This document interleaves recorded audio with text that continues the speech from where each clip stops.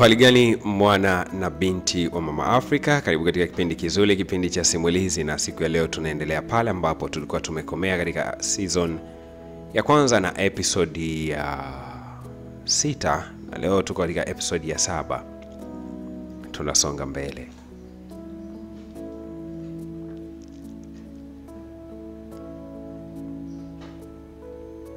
Queen alinitazama. Alitamani kunisimulia yale yaliyo ndani ya mtima wake. Akiwa katika hali ya huzuni, akaniangalia usoni. Akasema kuwa nina simulizi ya kusikitisha na moya. Simulizi yangu inanifanya nashindwa kuvumilia. Wakati mwingine huwa natoka machozi ninapokumbuka nilikotokea. Nikamwambia usijali, unaweza kunisimulia tu nini ambacho kilikupata katika maisha yako.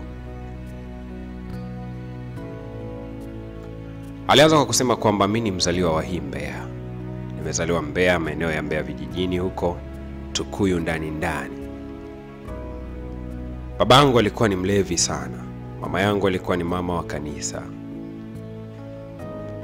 Licha ya kwamba walikuwa wanatokea kijijini, lakini bado baba yangu hakubahatika kujenga nyumba wala kumiliki kiwanja. Pesa yake yote alitumia katika ulevi tu. Kwa tuliishi katika nyumba ya kupanga chumba kimoja huko vijijini kabisa, na kodi ya bei ya kawaida kuliko vile unavyoweza kuzani, shilingi 1500 kwa mwezi. Ajabu ni kwamba hata kodi hiyo ndogo bado baba yangu alimsumbua mwenye nyumba kumpatia kodi hiyo ndogo, ambaye alimweka tu pale kama msimamizi wa shamba lile. Alikuwa ni mtu ambaye aliendekeza sana starehe kwa maana ya ulevi, japokuwa hakuwa ni mtu mwenye skendo ya wanawake, ila ulevi kwake ilikuwa ndo kila kitu. Nikazaliwa ndani ya chumba kile nikiwa kama mtoto wa kwanza, nikaendelea kukua. Sasa nilipofika umri wa miaka 3.5, mama yangu anasema kama mtoto wake, kuna vitu nikawa sistahili hata kuviona mbele ya macho yake, kwa maana ile faragha ya baba na mama. Wakati mwingine baba ametoka kubadili nguo, sikupaswa kumuona. Hivyo baba yangu badala ya kuwaza atafute basi nyumba ya vyumba viwili aweze kupanga, yeye hakufanya hivyo. Zaidi alimwambia mama kwamba anisafirisha nipeleke huko Mwanza ambako yuko dada yake kwa maana ya shangazi yangu. Akanambia kwamba nikaishi kule kwa sababu mtoto anakuwa huyu. Mama alilalamika sana kwa simulizi alikuwa akinipa. Alifoka sana akimwambia baba kwamba aangaike basi atafute hata 10,000 kwa mwezi, kwa maana ya kwamba tunaishi katika chumba na sebule, angalau atafute nyumba sehemu nyingine, kwa sababu kule vijijini nyumba zilikuwa za gharama nafuu zaidi. Lakini baba ambaye wakati mwingi alikuwa ni mbishi, mkaidi na mkali, alimfokea sana mama. Mwisho wa siku wakaazimia kunisafirisha kutokea ndani ya jiji la Mbeya mpaka Mwanza. Safari inaweza kutumia manauli makubwa zaidi, pesa ambayo kama angeomba kama msaada huenda angepanga nyumba yenye chumba na sebule. Lakini haikuwa hivyo. Alipigiwa simu shangazi yangu, shangazi ambaye alinipenda sana. Shangazi ambaye kila wakati alikuwa akijivunia kuwa na mimi kwa kusema kwamba nimechukua rangi kutoka kwake, kwa sababu mimi nilikuwa mweupe zaidi sawa na vile ambavyo shangazi yangu alikuwa akionekana. Alinipenda sana. Kwa hata baba hakupata wazo la kusema kwamba anatakiwa kwenda Mwanza, ilikuwa ni kwa sababu tu alitambua kabisa kwamba shangazi asingekataa kuishi na mimi. Lakini jambo hili lilikuwa kimuumiza mama, kwa sababu hakutamani kuishi mbali na mwanae, tena mtoto mdogo tu wa miaka 3.5. Lakini baba akamwambia mama kwamba kama unataka mwanao abakie, sawa, lakini kama utakuwa tayari niwe nabadilisha nguo mbele yake na yeye ni mtoto wa kike, basi ni sawa. Mama jambo hilo hakuwa amelilizia kabisa. Mwisho wa siku akanitoa na kunisafirisha kuelekea huko jijini Mwanza. Nilifika ningali kwa mdogo sana, na kuna kipindi nilihisi kuwa yule shangazi yangu ndio mama yangu, kwa sababu nilijitambua nikiwa mikononi mwake. Nilimzoea yeye zaidi. Akanilea kama mwanae, akanilea kama alivyokuwa akiwalea watoto wake. Alinipenda sana. Lakini nilikuja kugundua tofauti ulikuwa ni mmoja tu. siku ambayo tulipokuwa tukimaliza darasa la 7 kuingia kidato cha kwanza. Kwa bahati mbaya sana sikufanikiwa kufaulu kuingia kidato cha kwanza, lakini sikuwa peke yangu. Yeye katika watoto wake wale aliokuwa nao alikuwa na mapacha wawili na mmoja mdogo. Sasa wale mapacha wake wawili pia, Kulwa alifanikiwa kuingia kidato cha kwanza, lakini Doto hakufanikiwa kuingia kidato cha kwanza. Kwa hiyo watoto wake wawili, mmoja alifanikiwa, mwingine hakufanikiwa. Na hapo ndo changamoto zilipokuwa zimeanzia. Akamchukua Doto, akampeleka shule kwa ajili ya kuanza michakato ya kuendelea na kidato cha kwanza, kwa maana alimpeleka shule za private hizi, akaanza kusoma. Kwa Kulwa na Doto wao wakawa wanaendelea na masomo, lakini kwa upande wangu nikawa nabakia nyumbani.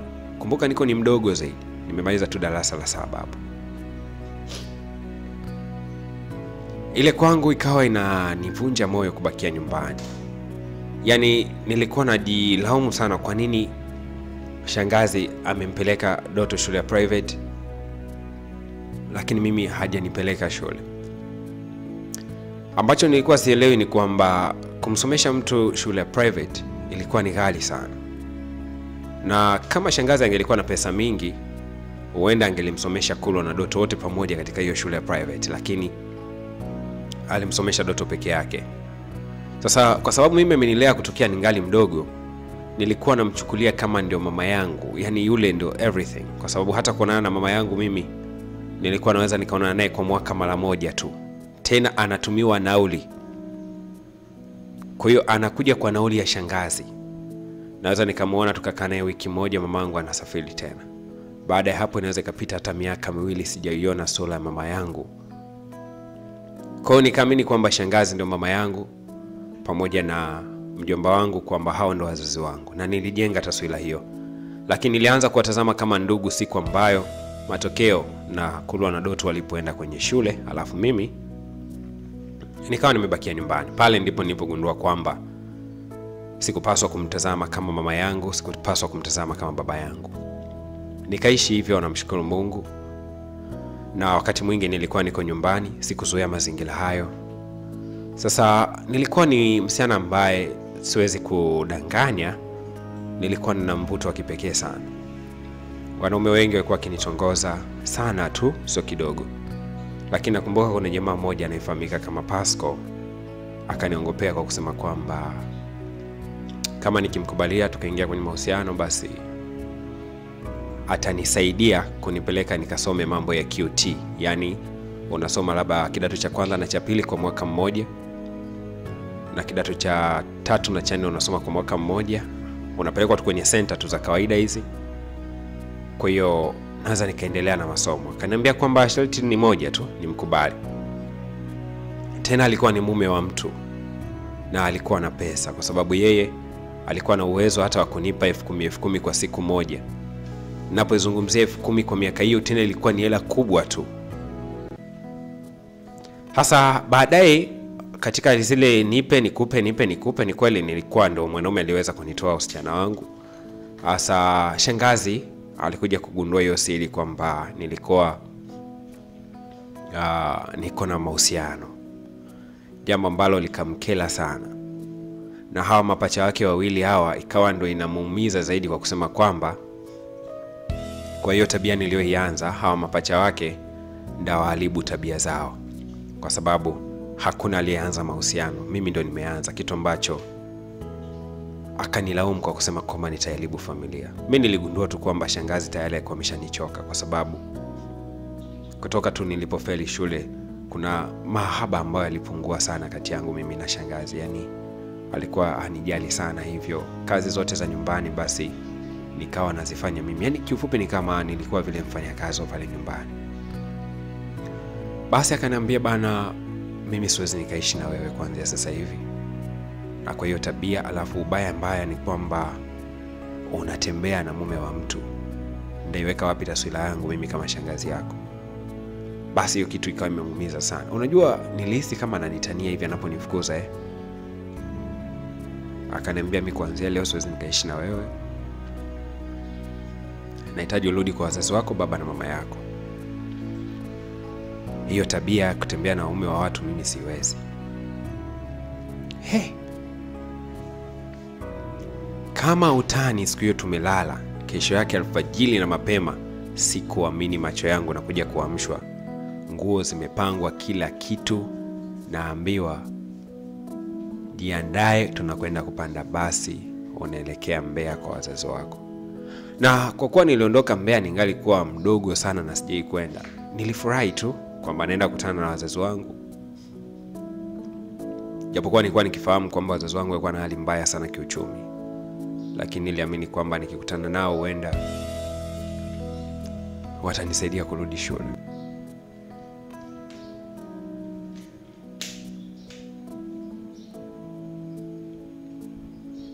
Nikapanda ile basi. Wale ndugu zangu wengine walikuwa wakilia sana, kwa sababu walitambua kabisa kwamba siwezi nikarejea tena kule, na walishanizoea. Unajua tushakuwa pamoja hivi. Kwa hiyo ilikuwa ni kama ndugu, bondi fulani kubwa sana. Nilikuwa kila nikimtazama kula na Doto natokwa na machozi, kwa sababu nilikuwa nawatazama kama kaka na dada wa tumbo moja na mimi. Lakini ikawa tofauti kabisa. Nililia sana siku ile kwenye basi. Kwa mwendo wa zaidi ya masaa 3 ndani ya basi, bado nilikuwa nalia kila ninapokumbuka familia ile. Niliingia Mbeya, ilikuwa ni nyakati za usiku sana. Nikamwona mama yangu akaja kunipokea stand. Ukumbuke kwamba wakati wote huo sijawahi kumuona baba yangu hivi live, zaidi ya kwenye picha tu. Na shangazi alikuwa akinionyesha picha ya babangu, tena akiwa ni mlevi tu. Kwa mama yangu nishawahi kumuona na tushawahi kutana kwa wiki, lakini namna anavyomchukulia mama yangu, yani shangazi namchukulia kama ndio mama, alafu huyu ndio mama yangu mzazi namchukulia kama shangazi hivi.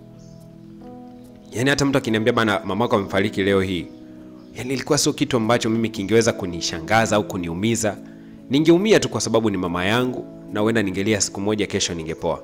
Lakini mtu angeniambia shangazi yako anafariki leo hii, licha ya yote ambayo aliweza kunitendea mara baada ya mimi kufeli shule, basi huenda ningeumia zaidi kwa shangazi kuliko hata mama yangu mzazi.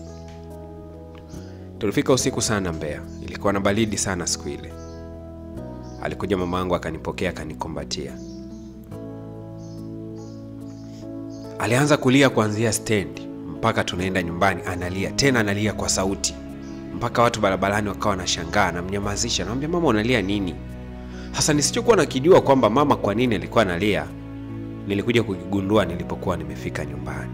Yani kumbe kulia kote kule, mama alikuwa analia kwa sababu nitaishije chumba kimoja, binti mkubwa, mimi, yeye pamoja na baba yangu ndani ya nyumba moja, alafu kwa umri ule.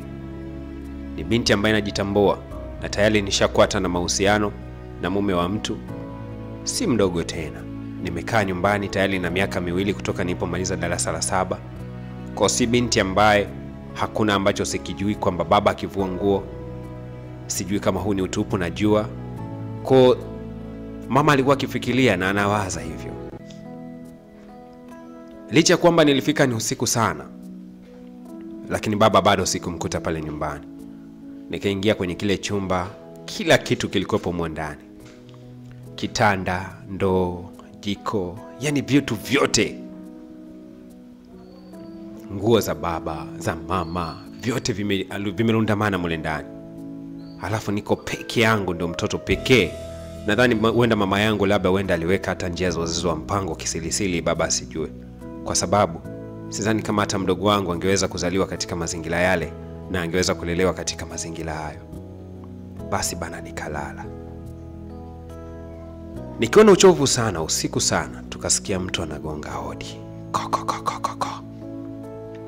Sasa kwa sababu nimetokea Mwanza, mazingira ya kule ambapo nilikuwa nikiishi, nyumba tayari ni nyumba nzuri na tayari tulikuwa tunaishi kisasa. Mamangu alikuwa amevalia tu kanga kajifunga, lakini mimi nilikuwa nimevalia kineti dress kifupi tu kidogo.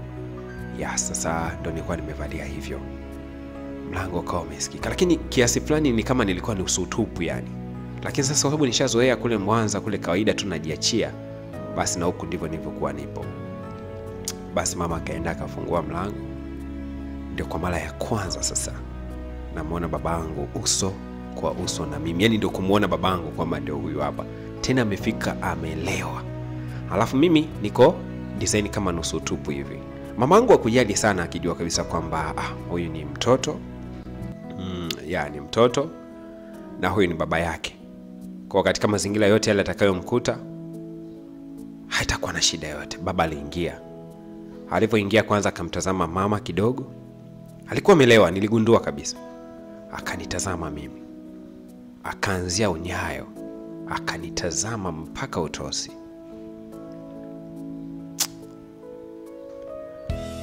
Mpenzi mtazamaji, nikukumbushe tu kwamba sehemu ya 8 itakuwa na majibu nini ambacho kilimtokea msichana mrembo Queen.